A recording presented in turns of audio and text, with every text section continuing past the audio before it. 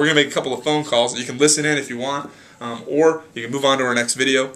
And here we go.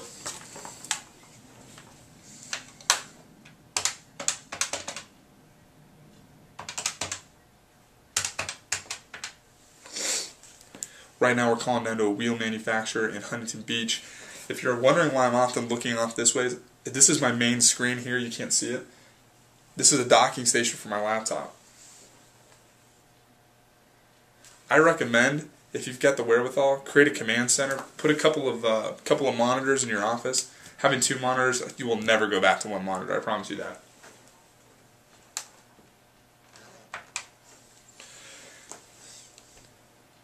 Hey, one other quick tip. Hold on.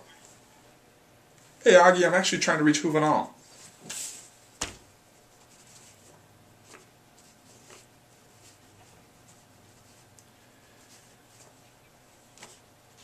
Yeah, we can do that.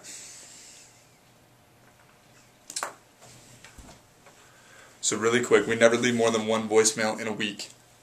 Typically, yeah, is this Hoover? Oh, gotcha. When I was talking to Augie up front, he thought that I might end up getting Juvenal's voicemail.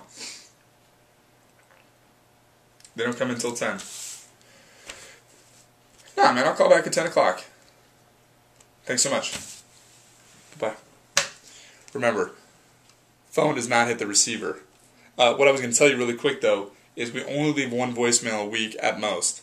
We have an integrated marketing approach, which we've talked about before on other videos, and I can explain that to you. Email me, call me, we can talk about it. But again, we do wave marketing through a lot of these companies, and the phone calls are really a product of a lot of that effort. So we don't really feel the need to leave a lot of voicemails. I think it's annoying to customers. When I get a lot of voicemails in my office, because I got salespeople calling me all the time trying to sell us services, nothing more annoying than getting a voicemail from a guy like 3 times in a week. It drives me absolutely bonkers. That salesman will probably never get my business.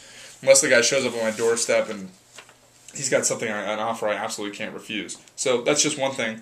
The other thing I want to say is that we, and that's probably why you see me looking a lot of times at this computer screen, is I keep my emails up. And you'll hear a lot of business coaches, sales coaches that talk to you about, don't have your emails up because you want to be really focused on your phone calls. The way I look at it, technology these days, is you do have to be connected, and also there's downtime in between every phone call. I mean, I can't tell you how many times I've been, let's say, 30 seconds, 45 seconds, even a minute on hold waiting for somebody, or it's just a series of voicemails in sequence. So since we already have our sheet here with all of our notes for the day, if I see an email that pops up that I want to respond to, I don't respond to it right then and there. I'm not going to stop what I'm doing because my activity right now is prospecting.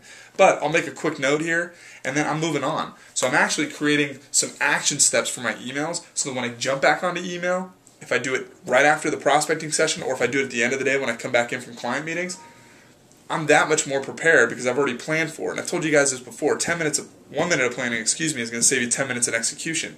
So the last thing I want to do is get into my emails and spend a bunch of time sifting through emails that I don't need to respond to. So I've got an automatic pop-up that comes in you'll probably be seeing it occasionally on the right-hand part of my screen. It pops up, I know what the message is. If it doesn't have a note by the end of the day or when I get off the phone, I'm not responding to it. I'm deleting it. It means it's not pertaining to me. Somebody see me on it. It doesn't require my direct attention, so therefore I don't respond. It's a great way to manage your emails as well throughout the day, particularly in sales when we're always on the go.